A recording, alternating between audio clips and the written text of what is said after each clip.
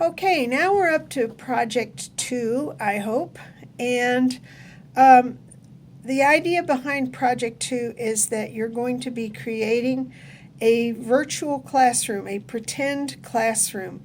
And you're going to do it in a couple of different ways. First of all, in part 1 of this project, you're going to choose 5 people. And they can be people that you know, or they can be, if you go on YouTube and you look up, say you're going to teach 5th grade, and you look up 5th grade on YouTube, you'll find a lot of kids are putting up videos about their experiences in their lives and in school. And so you can choose 5 videos, you can choose 5 real 5th graders or kids around that age. If you're going to teach adults, you can find 5 adults that you know, or you can get on YouTube again and find 5 individuals who'd be kind of close to the folks that you'd be talking about or talking with. So you're going to have 5 people that you choose. Then for part 2, I've got a bunch of videos up. And these are all people who have some kind of identifiable disability or medical issue that's going to be significant to your classroom. So I want you to choose 2 of the people I've put up. And the thing about these videos, most of your educational textbooks, educational psychology textbooks, talk about people with disabilities from the perspective of people who don't have disabilities. And I guess that's an okay perspective, but I think it's much more important to find out what people have to say about themselves.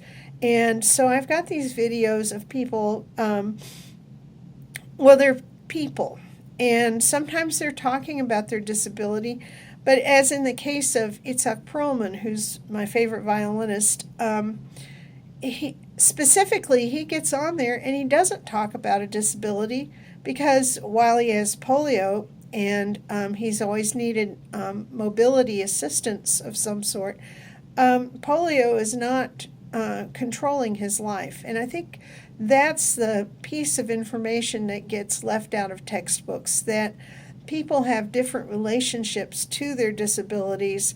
Oftentimes people don't feel themselves caught up in a tragedy the way able-bodied people might think that is the case. So anyway, these are videos that are often told from the perspective of the person with the disability, or in the case of Renee with Down syndrome, the video is made by a friend of Renee's who lives near him and who admires Renee and is interested in what Renee can do rather than Renee's deficits. And that's a charming video to watch. There's actually 2 parts, so you can get on YouTube and find the second part if you're interested. Okay, so you're going to choose these people. Now, some of what I've chosen or what I've put up here, these people are adults. So what you have to do is you have to extrapolate. So if you choose Ray Charles, for example, or Nick Jonas, or one of these adults, then what you have to do is pretend that that person is, say, 5th grade or 3rd grade or 1st grade or high school, whatever group that you're going to be teaching. Obviously, it's not a problem if you're teaching adults. So you choose those 2 people. So now what you have is a class of 7 people. And what you need to do next for part 3 is you need to understand the 7 people who are in your class. So you're going to make a detailed analysis of each person. And you're going to look at their cognitive development, which is not going to be a big issue if you're teaching adults, but it is going to be a big issue if you're teaching anything from preschool to, say, about 10th grade. 10th grade is when you can pretty well count on people being in formal operations. You're going to look at their moral development. You're going to look at their psychosocial development in relation to Erikson's theory, and that's a theory that goes lifelong, so it applies to adults also.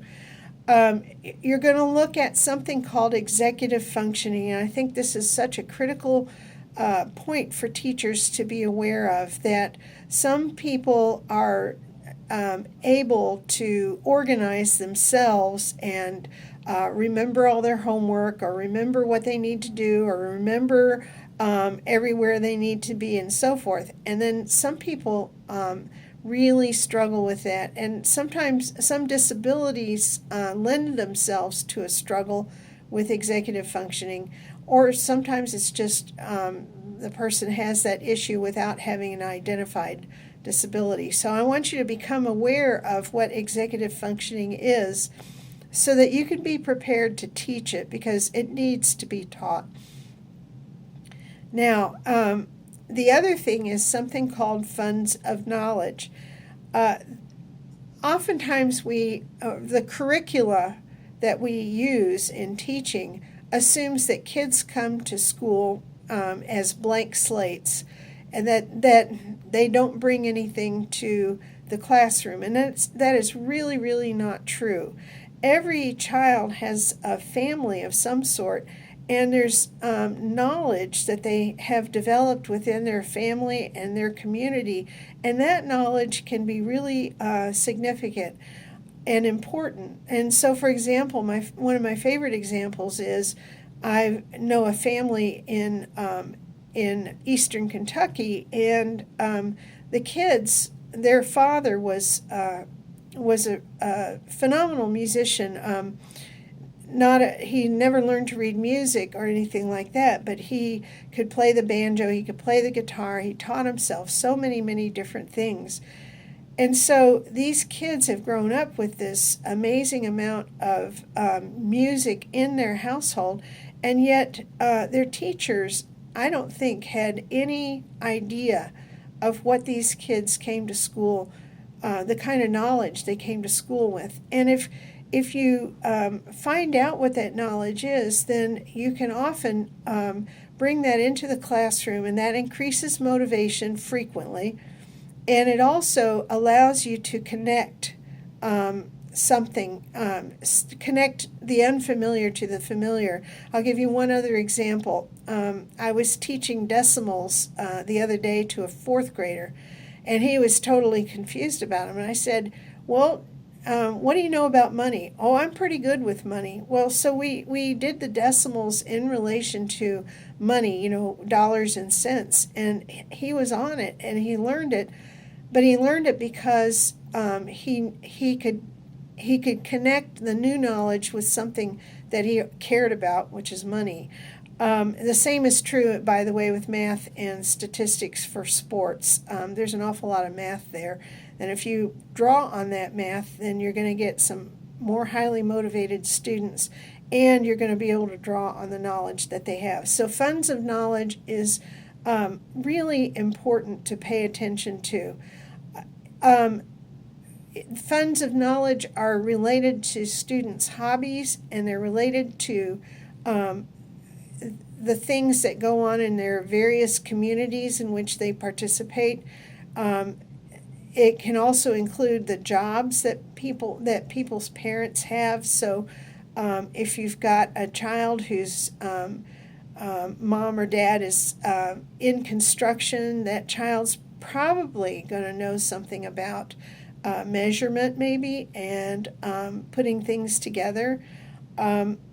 If you've got a child whose parent is, a lawyer or something like that, then that child's going to have a set of information that could be really cool in a social studies class. So these are the things I want you to think about, and this is Project 2, and again, if you have any questions about Project 2, I hope that you will contact me.